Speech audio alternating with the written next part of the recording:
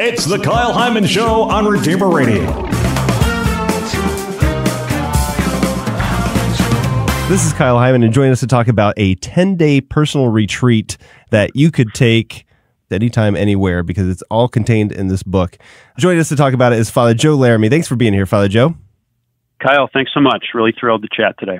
So when you go on retreats, not as leading a retreat, do you prefer to be with a group on an organized retreat, or is it something that you prefer to do alone with a book like we're talking about today, or some other kind of written resource that you run through by yourself?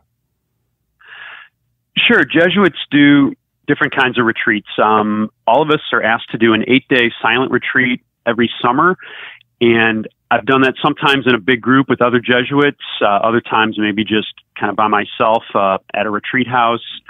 So many different ways to make those kinds of retreats. Do you have a preference yourself of which you like better?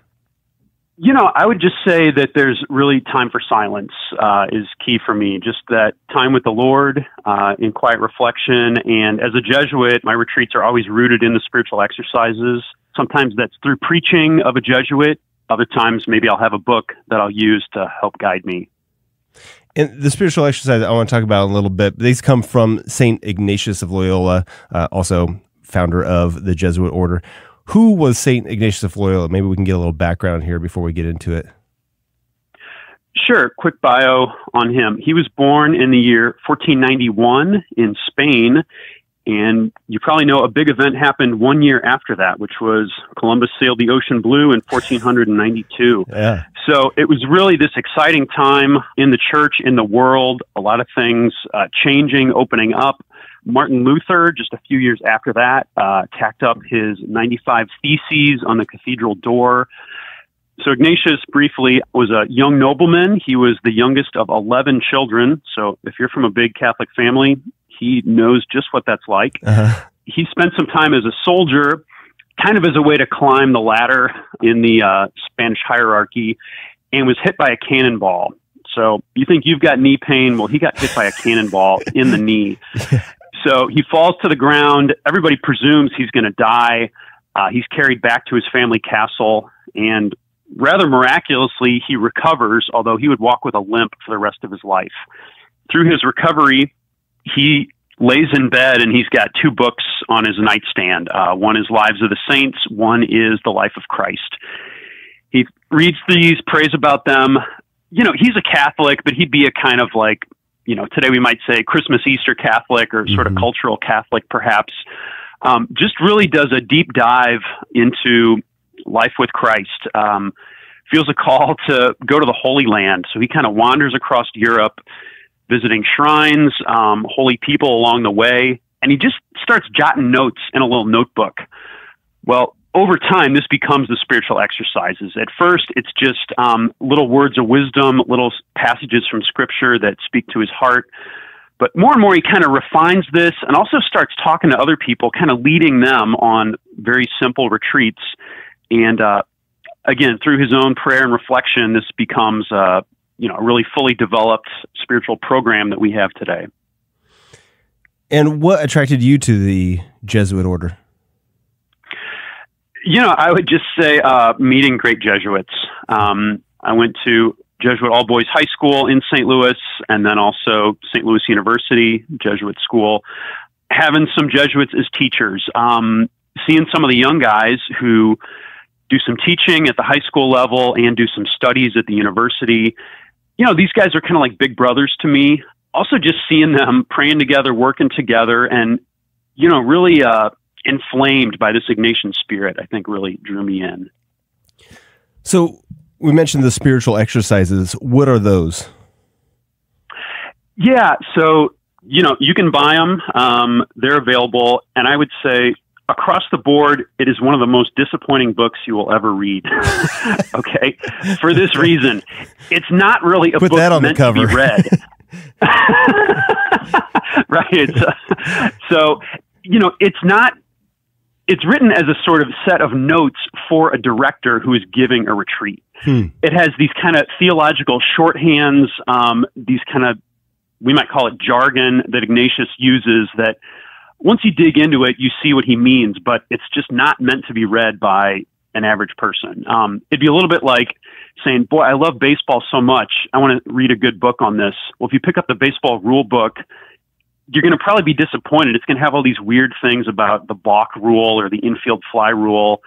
But you want to read about Jackie Robinson, Babe Ruth, the greats. Mm-hmm. So that a Jesuit director or somebody else trained in the spiritual exercises, we can use the notes of Ignatius to really help people have a beautiful retreat. I'm not there to give them a contemplation, but rather lead them through a contemplation so that they themselves can have a really personal, deep encounter with Christ. We're talking with Father Joe Laramie. The book is Abide in the Heart of Christ, a 10-day personal retreat with St. Ignatius Loyola. And another thing that's a part of this is the examen. Can you explain that?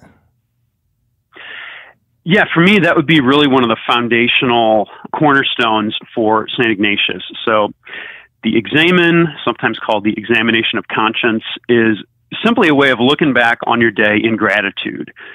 So many of us might hear those words and think about, okay, I'm going to prepare for confession by doing this. Okay, yes, that's helpful.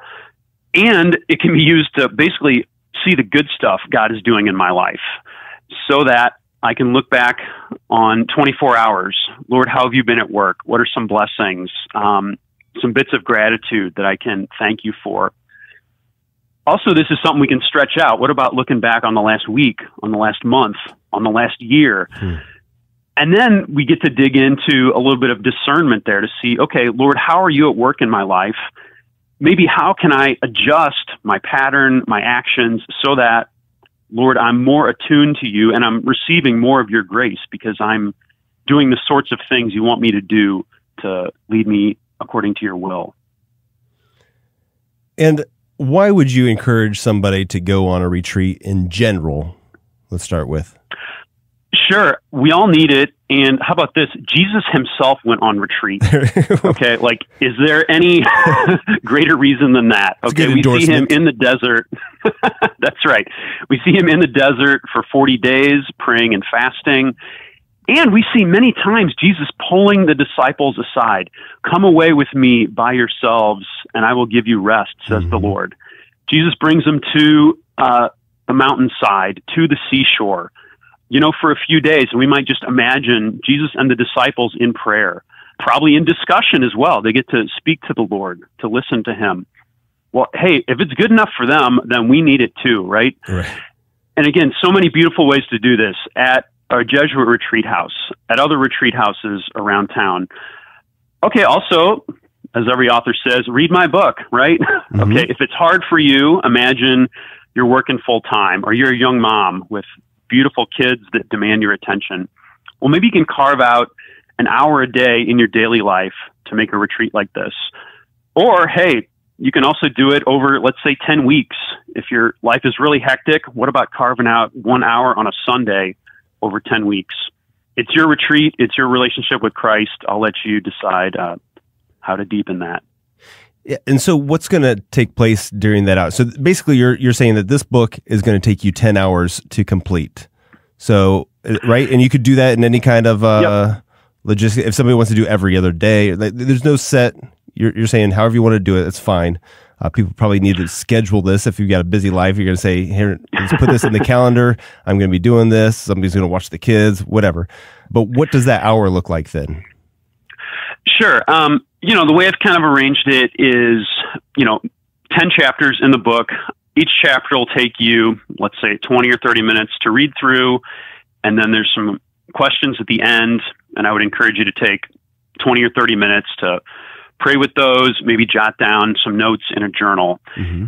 So let's say if you're somebody that does a holy hour, hey, you could do this 10 hours, maybe in the evening, 10 days straight. That's great.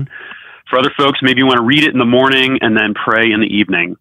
Again, if things are really crazy, okay, on a Sunday, hey, just carve out a little block of time on a Sunday for 10 weeks, and you could do the retreat that way. And what kind of things will you be guiding people through? Like, what kind of questions are you asking? What are you expecting people to get out of it? Sure. I'm really drawn on St Ignatius. So a typical chapter will have a little quote from the spiritual exercises, maybe a little gospel passage to shed some light on that. And then I also tie in some personal examples. I've been a teacher. I've worked with college students. I've worked at homeless shelters and with families, so lots of different little things. There's a section on the examination of conscience. There's one on gratitude, looking at my own gifts and talents. Okay, Lord, how have you blessed me, and how can I use these to serve you? Hey, any retreat is not complete without a section on sin, right? Like, we got to dive into sin, okay? We all know what it's like, so let's name it. So there's a chapter on sin, and of course, a chapter on reconciliation and forgiveness. Mm-hmm. And what age group would this be most appropriate for? My hope is for a wide audience. I've taught high school. I had those kids in mind for sure. I'm working with college students now. Mm-hmm. My grandma has a copy. She's she's predisposed to like it, but a little biased. That's right. Yeah, I have, in fact, a little. One of the chapters begins with a little story about my grandfather, who I was quite close to. So, yeah, my hope is if you're a person of faith, if you want to deepen your relationship with Christ, then this is a good book for you. Beginners, theologians, is there a particular audience that you had in mind for that? Yeah, I'd say normal people, as much as any of us are normal nowadays. It's not for experts. Okay. I do think hopefully some of my Jesuit brothers could get something out of it in a sense. Just going back to basics is always good for all of us, but it doesn't presume any knowledge of Ignatius, and I try to just kind of lead you through this experience. And while we're waiting for the book to come in the mail or a chance to go pick it up from the bookstore, what's something that we could do right now to kind of put some of these practices into effect in our life? Sure. Briefly, that examination of conscience. Ignatius tells Jesuits that this is the most important prayer you do next to Mass. In fact, he tells Jesuits to do it twice a day. So at noontime and then at the end of your day. Hey, to start off, let's just say, listeners, try it once a day, maybe in the evening. Take, let's say, 10 minutes, maybe a little opening prayer, and then simply ask the Lord, show me some of your blessings this day. Mm-hmm. You might recall just a nice little interaction with somebody in your family in the morning, maybe over breakfast, a little friendly story, perhaps. Let's say even at work, maybe an encounter with a colleague that was kind of tough. Maybe this is the one person in your office that kind of drives you crazy, and perhaps vice versa, right?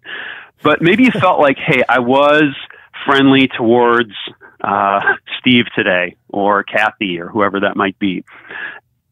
So that even in some tough situations, Lord, I can see, yes, Lord, you're at work. I did make some effort there, and I did have a pleasant encounter with somebody. Maybe a sunset at the end of the day, just seeing God's beauty. So that kind of stringing together over a few days, these moments of gratitude, it really does change my heart. I'm more grateful. I look to the Lord more frequently instead of maybe just complaining about the bad things in my life. Lord, thank you for all the blessings you've given me. All right. Very practical. People can squeeze this into their schedule. Where can people get a copy of it? My website is a good resource. So it's just my name, Joe Laramie, SJ.com, LARAMIE. You can also find it at Ave Maria Press. They have a fancy website. Also, it's on Amazon. Also, most Catholic bookstores should have it. All right. Again, it's Abide in the Heart of Christ, a 10-day personal retreat with St. Ignatius Loyola. Thank you so much, Father Joe, for sharing and inspiring with us today. Kyle, thanks so much.